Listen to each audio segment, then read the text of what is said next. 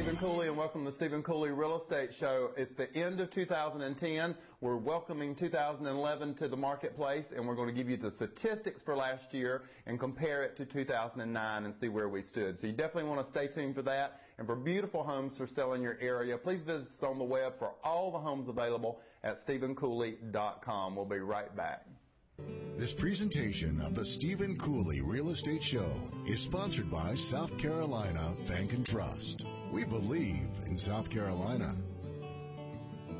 Hello, I'm Stephen Cooley, and welcome to the Stephen Cooley Real Estate Show. We're very excited to be out of 2010. We welcome 2011 with open arms.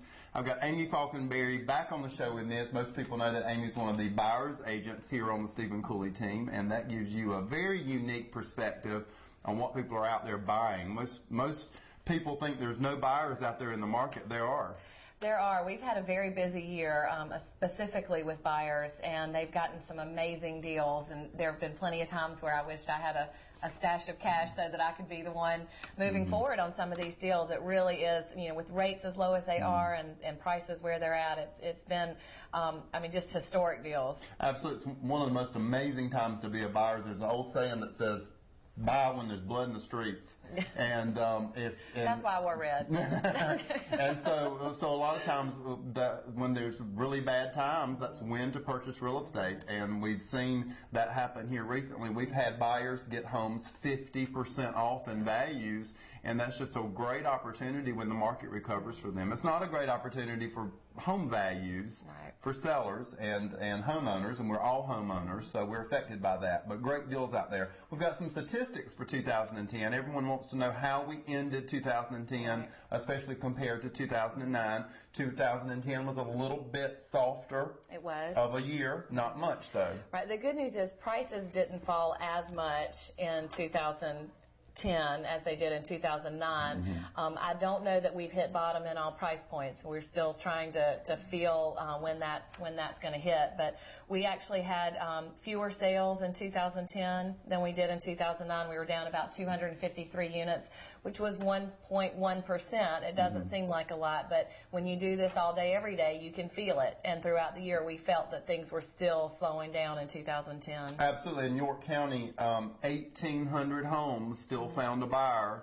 in 2010, and that's a lot of home purchasers out there. It is, and what's interesting is everybody talks about foreclosures and what a huge piece of the market that is, and we did have a lot of success with people getting deals on foreclosures last year, but it only made up about 6% of the total market, and that was actually down from the year before where it was about 8.5%. So the foreclosure deals are there, and there are people taking advantage of them, but I was even surprised by the fact that it was only 6% of the total sales were the foreclosures. And the bad thing about a foreclosure, if it happens in your neighborhood, if you're in a neighborhood with, let's just say, 200 homes valued at $200,000 a piece, you get 2-3 foreclosures in the neighborhood, and they sell at $150,000.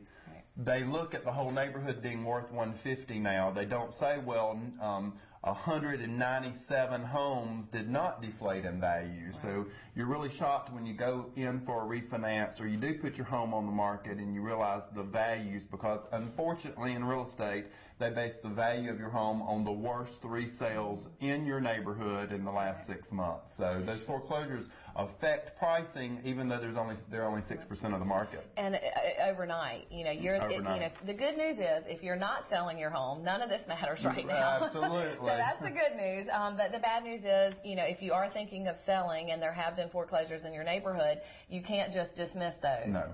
It is something that the appraiser will take into account. Absolutely. Let's talk about days on market for homes that sold. And bear in mind, in 2010, a home that sold was priced correctly, it was marketed correctly, and it was staged correctly. And when you list your home with us, we make sure all 3 of those things are lined up. If one of those things are off, then your home doesn't sell. So you've got to have it marketed by the right realtor, you've got to have it staged and cleaned, and you've got to have it priced right. The homes that had those 3 things, how quickly did they sell? Well, the $150,000 and under price point, which really caters to first-time home buyers, still saw a lot of success. If those homes were priced right and ready to go from the day they listed to the day they closed, it took about 127 days. But for the houses that were 400,000 and up, oftentimes those took a little longer to get priced with the market, and once those were priced right and ready to move, it still took 245 days.